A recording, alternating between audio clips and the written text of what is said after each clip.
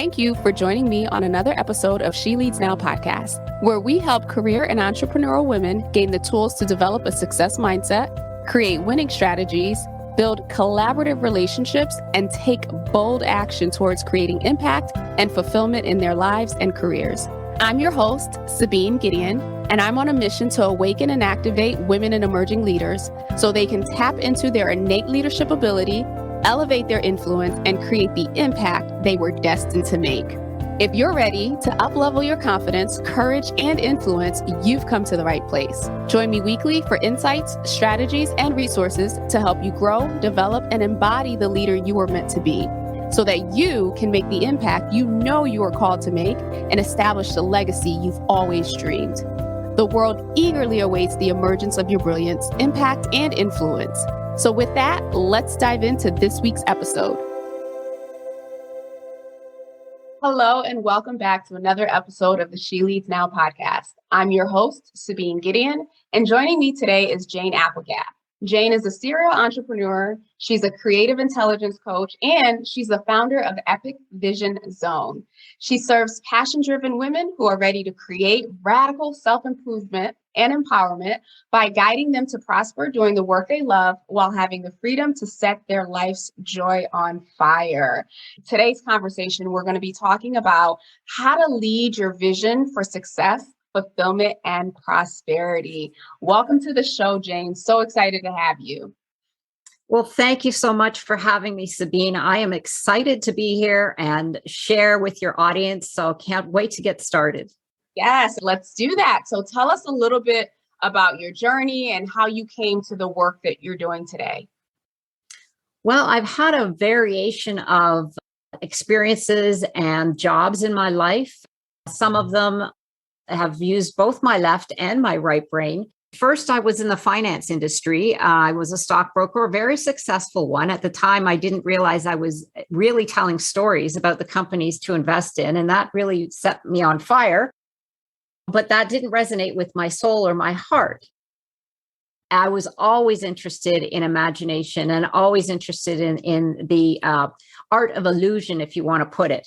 So when we moved to the United States, because I'm originally from Toronto, Canada, if you notice a little bit of an accent, I got involved with the Phoenix Film Festival. That's here in Arizona. And from there, I became a producer on a television show. So that entailed a lot of creative writing, voiceover, research, booking, you name it, everything that has to do with production on a film level. And I eventually moved out of that and got into yoga, where I became a yoga instructor. So you see a lot of the left and right brain are working together here. And that brought me into the spirituality, the power of the mind and the body connection. And I was a big student of, and still am, Joe Dispenza. So there's a lot of components to the background and the skills that I have. And what I have done now is I am so happy to have all those experiences and bring them together in something that I call both the Epic Vision Zone, which is a platform for successful female entrepreneurs to share their resources, knowledge, and wisdom with other women who want to step into those shoes, and also provide people with the power of vision. Love it. I love it. And speaking of vision, tell us a little bit more about this creative intelligence coach.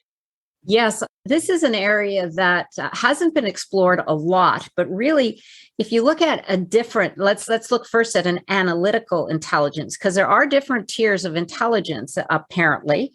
And an analytical intelligence is problem solving, task oriented. So that would be an individual or a gift, I guess you could call it, of evaluating, judging, comparing and contrasting. So obviously somebody who's very much like an engineer, that type of thing. A creative intelligent gifts are those that use experiences in the ways that foster insight.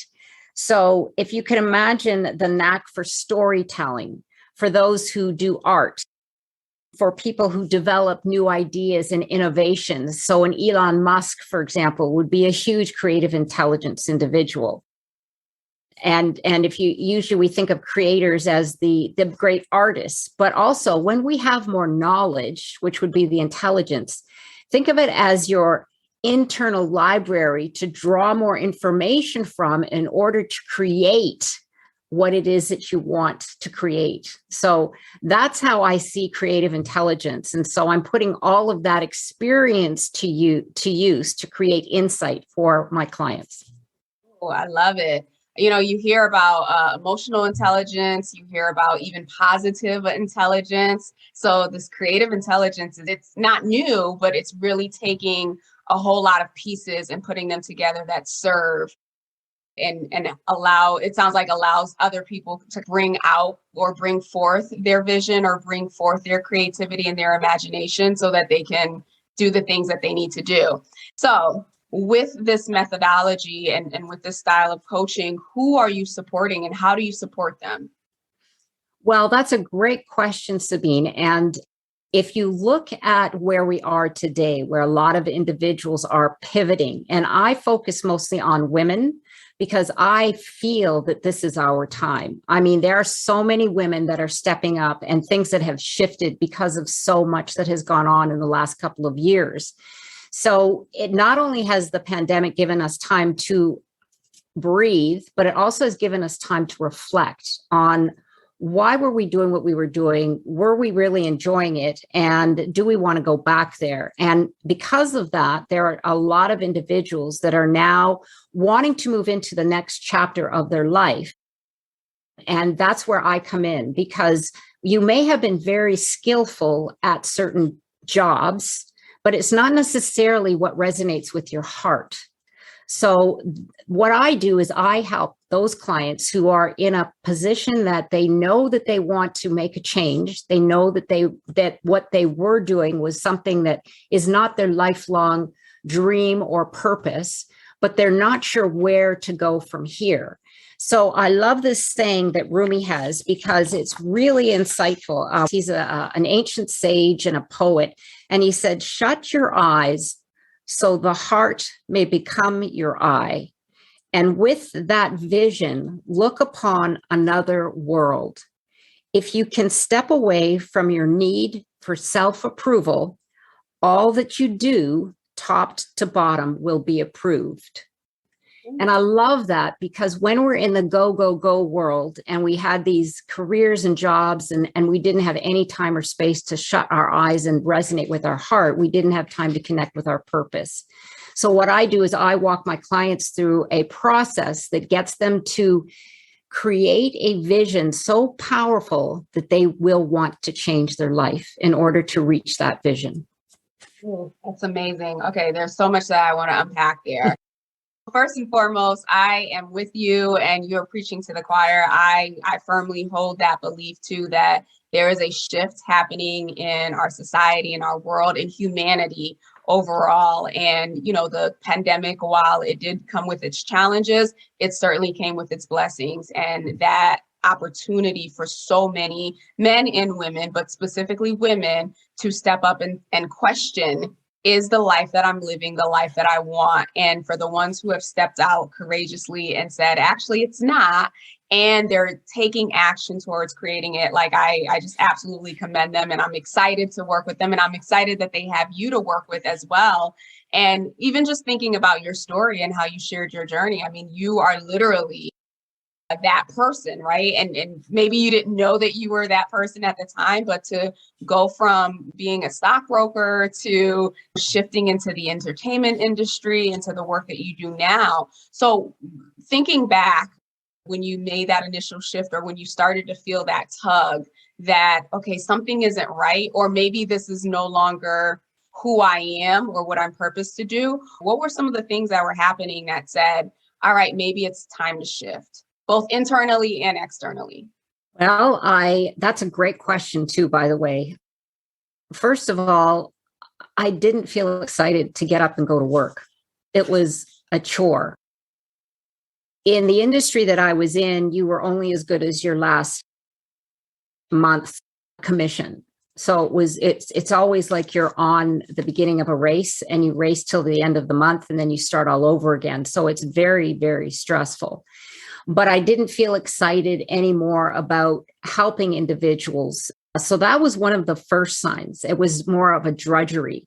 The other was that I really felt badly about certain things in the industry that didn't resonate. They didn't feel right to me. They didn't connect with my integrity. I don't need to get into details, but it can be a very, you've got two coins. You've got your clients and you've got the management. So, and you're caught in the middle, and both of them are wanting the same thing. And it's a lot of pressure on yourself. So the pressure cooker, the stress, I could feel it.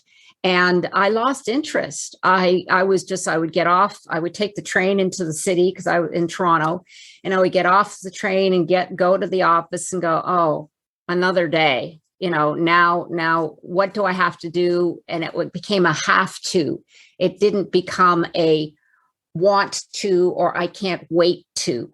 So those were my inclinations. And again, Sabine, coming back to the feeling, it was a feeling. I didn't feel good about what I was doing anymore. And so, our feelings are emotions, which are energy in motion. And when you go back to the teachings of vibration in the universe, I felt out of alignment. And really, when I think back on it, that's exactly what it was. I was completely out of alignment with who I was in that industry. Mm-hmm. I've been there. And I know a lot of my listeners have been there as well. It's that moment when you're sitting in the cubicle or you're sitting in the office and you're just like, this can't be life. This can't be it.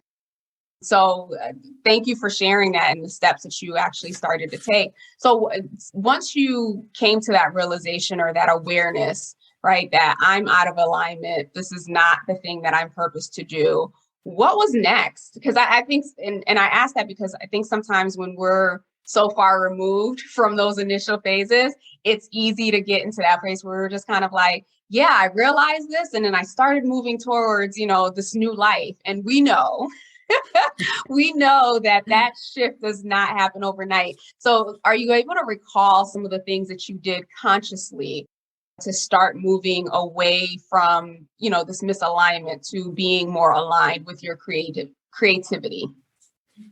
Well, yes. In fact, I call myself a serial entrepreneur because I knew that I didn't want to go back to working for a corporation, finance or not.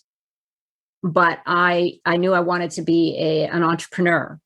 And so what I did is I started chatting with some individuals and people that might have invested in my idea for a new business, which was actually a multi-level marketing company with children's clothing. So it was way off at the other spectrum of what I was doing. And so I made some plans, and I got some money together, and I was able to pivot from the brokerage business to a new business that I was creating. But I'm a very decision-oriented individual in the sense that, Sabine, if I don't like something, I leave it. Like, I'm not the type, I know there's individuals that plan it and look at it and put the money aside and whatever. I just decided I wasn't in alignment. I didn't like what I was doing. And I quit. I just quit, walked away. And everybody was like, what are you doing? You're so successful and you have a great clientele. And yeah, are you sure this is what you want? And I'm like, yeah, it's what I want. I'm not sure where I'm going, but I know I can't be doing this anymore. Makes total sense. And I know that story oh too well. You're fighting your own fears, and then you're battling everyone, well-meaning, of course, who, are causing you to question your decision and questioning that step. But I always say that while that initial leap is scary, there's always a soft landing, right? It may not look anything like we want it to look, but there's always a soft landing. You might be falling for a little while, but I'm of the firm belief that, I'd rather take that leap and experience the soft landing than stay on the cliff and just completely dislike life and everything else in the meantime. Yeah, I agree completely. I mean, you've got to, if you don't take the leadership of your own life, and I know it's difficult, it's not something that's easy. I'm not trying to make a light of it, But I definitely feel that sooner or later, find the courage to do it, because otherwise you will be resentful. And that's not a way to live a life. So yes, I understand and agree completely. Yes, you said the C word, Uh, courage. yeah. So let me ask you this. And so for the women who are stepping outside and they're having the same moment, whether it be because the job isn't aligned or the career path isn't aligned, or they need to prioritize their family, or they need to prioritize other things in their life. And they're at that place, right? They're at that fearful place of, I need to make this leap, but here are all of the what ifs and all of the things that are clouding my judgment. What advice would you give in terms of the first one or two steps to help gain some clarity so that they can move forward, at least make a decision on how they want to proceed? Another great question, Sabine. I would first speak with a really good friend or your spouse and just tell them what's on your mind. Because when we keep it inside of us, I find that that's the hardest thing, that we don't share. Because often we feel as though we know what we're doing, but deep down, it's something that we need to voice and see if there's something that we're not seeing, et cetera, et cetera. And not to say that those would be the individuals that'll tell you you're crazy, because you're going to get a lot of that. That's why I say either a close friend or a coach. A lot of times an outside look at it from somebody who's not, connected to the family and your responsibilities might have a little bit more perspective on what's happening in your life. And then just take inventory. That's the next step I would take, or even it could be the first, and then you go to a friend with your list. So take an inventory of different things that have been happening to you. So example, first of all, your self-care, where has that been on a scale of 1 to 10? Growth and learning, has that completely gone out the window? Because if we don't grow, we're not learning. And if we're not learning, we're not going to expand our life. And that's not why we're here. We're here to learn and grow. And then take a look at your job and list what you like and what you don't like, and see where those stand in the ideal life that you want to envision for yourself.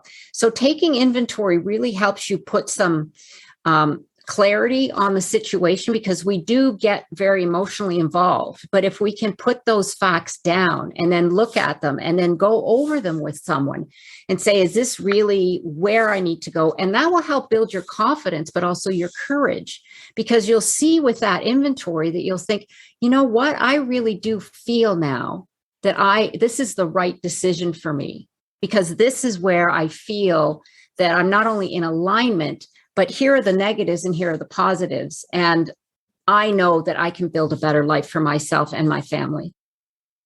I like that. And so to recap, or at least to summarize what I heard, is basically, and you can do this in either order, but really taking that time to get out what it is that you're thinking, right? Like do it with someone you trust. If maybe you don't have someone you trust, maybe even journal it, but like all of the feelings, all the emotions, all of the thoughts, getting them out of your head. And then in addition to that, really taking inventory of the key areas of your life. Do a pulse check. How are things with me emotionally, mentally, spiritually? How are things in terms of my growth and my development? How are things at the job? And really doing a self-assessment to determine, are things where I want them to be? And where are they out of alignment? And then using that as the springboard, if you will, to decide or at least gain some clarity on what might be next. The other thing with that, it almost sounds as you were sharing that actually applies to both people in organizations or traditional workspaces, as well as entrepreneurs, because as you know, we have seasons and where things can shift. We may feel called to support a particular group or demographic. And then as we grow, as we develop and come into our own identity, things shift as well. So for those who are listening, I would encourage you, whether you're in a traditional work environment or you're an entrepreneur, but you're still feeling this tug or this misalignment, to do both of these exercises, the self-check, as well as getting a second opinion or some clarity through someone you trust. Absolutely. Oh, that is spot on, Sabine. That is the best.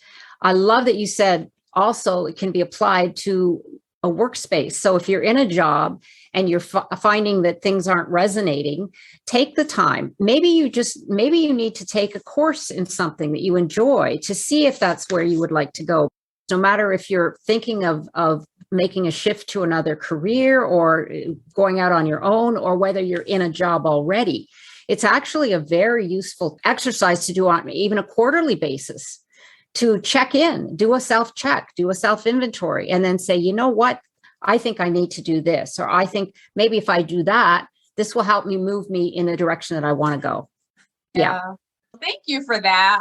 I hopefully the audience has taken some tidbits away around what are some of those first initial steps to get that clarity so that you can start moving forward. Again, to really shift completely, whether it's your role or your career or whatever it is. It also involves an identity shift. And so getting people around you who can support you through that process is key and is important. So I wanted to shift gears here just a little bit, Jane. So obviously, you know that I'm really, maybe you don't know, but I'm really big on networking, right? So even as we're talking about career shifts, even as we're talking about climbing the ladder, identifying areas of misalignment, I also believe that our network is really our net worth in so many different ways, in terms of having people who can support you, having people who you can springboard ideas off of, and then having people who can open doors for you that you otherwise wouldn't be able to open yourself. And so earlier you mentioned that when you had made the decision to make the shift, you started reaching out to people in your network and started having conversations that actually led to you being able to pivot and transition. So outside of that situation or that event, how has networking or how has partnering with others really helped you to grow? First of all, I love the fact that people can lift you up.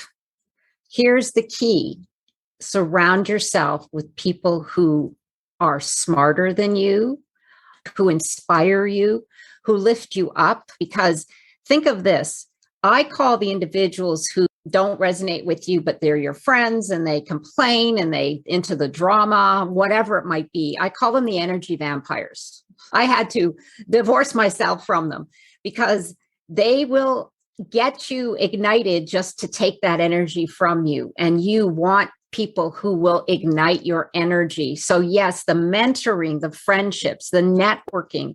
Before COVID, I used to go to all the networking meetings around town. And be careful in that sense, because you can also waste a lot of time. So be selective. Yes, go and try them. And yes, meet the individuals and see if it resonates with you. But if it doesn't, and you feel as though you're wasting time, then try another group, because you will find a group that is your group. I love that. Rumi has another saying. He's one of my favorites. He says, who you seek is seeking you. So you will know when you find your group. And I always say, don't be afraid of those who challenge you. And I don't mean in a sense that, oh, I'm better than you. No, I mean that lift your intelligence. I am never afraid to ask, what do you mean? Or I'm not sure what that means, but I learn every time. So find your mentors. I have friends that have helped me. They've connected me with individuals. It's so important. And build those relationships. Just don't connect with them once every now and then. Build those relationships, go out for coffee, pick their brains, even just have a discussion about their careers and their life. I'm telling you right now, if you want the hint to connect with somebody, ask them a question about themselves. Let them talk about themselves, and you will create the best friendship, because we all love it. But if this individual is lifting you to another level, they can teach you so much. They can open doors for you. Your network, the one that resonates with you, can be a godsend for a business that you want to create or a new career that you want to step into. And don't be afraid to ask or tell them what your interests are. So I love the fact that you bring up, not wasting time networking and being cautious of how you're leveraging that time and that space and who you're being around. Because I know there's so many people who have this reluctance to networking. Like they hear the word and they're thinking like, oh, in a room exchanging business cards, and you walk away with nothing. And so I think it's very important to be strategic about where you go, who you surround yourself with, what opportunities make sense. Because I do think that when you're strategic about networking, because I do think that it's a skill, but when you're strategic about it, you can really maximize your time and maximize your output, maximize your relationships. Because yeah, we can be networking and be busy, but not productive for sure. Absolutely. And so final couple of questions here in this lightning round. What books are you reading currently, or what book have you read that you feel has been a game changer for you and that might be helpful for the audience? Okay, I love this question. I have a couple of books. One of my all-time scientific books and ways to understand our inner self and mindfulness is Joe Dispenza's Breaking the Habit of Being Yourself. Love it. I love the title. It's fascinating. It'll teach you all about neuroscience and why we think the way we do, why we act the way we do, because I always believe if we have insight into why we do things, then it can help us create the shift or the change. So Breaking the Habit of Being Yourself is one of my all-time favorites. The other one that I love, Sabine, and this one is great because you can pick it up, flip a page open, and get inspiration from something that's on the page. You don't have to read this chapter by chapter or whatever. It's called The Fire Starter Sessions. It's a soulful and practical guide to creating success on your own terms by Danielle Laporte. And Danielle Laporte is a coach, and she's more of a spiritual coach. But I love it because she'll have pages where she has big, huge writing with a huge inspirational quote. Like here, she says, "Your most valuable currency is what comes most natural to you. Cash in." Isn't that fabulous? And then she has writing on it. But I tell you, it's fun, it's engaging, and it's very insightful. And it's right up my alley because it's all about vision and emotions and feelings. I love it. The Joe Dispenza book is actually in my Audible wish list as we speak.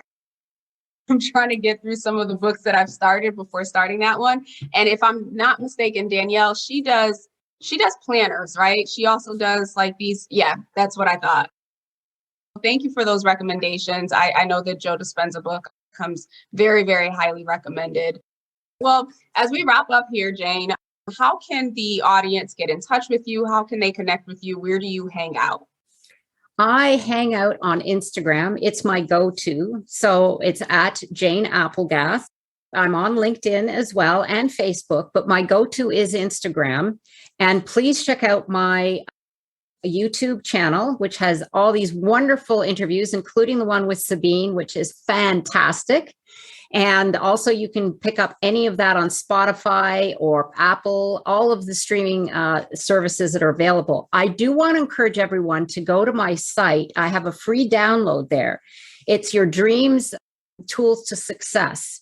And please do it. It's so much fun. It opens up your imagination. And if you have any questions or want to talk about the results, just you can connect with me on the website. But I encourage everyone to just go and take a look at that. Awesome. Thank you for that. We'll definitely include all of those links in the show notes. Be sure to connect with Jane on IG, as well as checking out her website and downloading the free tool. With that, thank you so much, Jane, for being on the show, for sharing your wisdom, for sharing your experience, and really giving us some actionable nuggets, especially for those who are in that place of transition or considering the transition on some of the first steps that they can take prior to making the leap or making a decision on making a leap. So thank you so much for that. We will be back next week. Have a great rest of the week. Thank you for tuning in to another episode of She Leads Now. Be sure to join us next week for another transformative discussion to help you grow, develop, and embody the courageous leader you've always been. Be sure to subscribe to the show to get alerts when new episodes drop, and join us for our next Leaders Lounge meetup on Zoom. Details and dates for future sessions are included in the show notes below, so take a look there or head over to sabinegideon.com/lounge to register and hold your spot for the next session. Again, that's sabinegideon.com/lounge to grab your spot. Excited to connect with you all inside the lounge. Talk to you soon.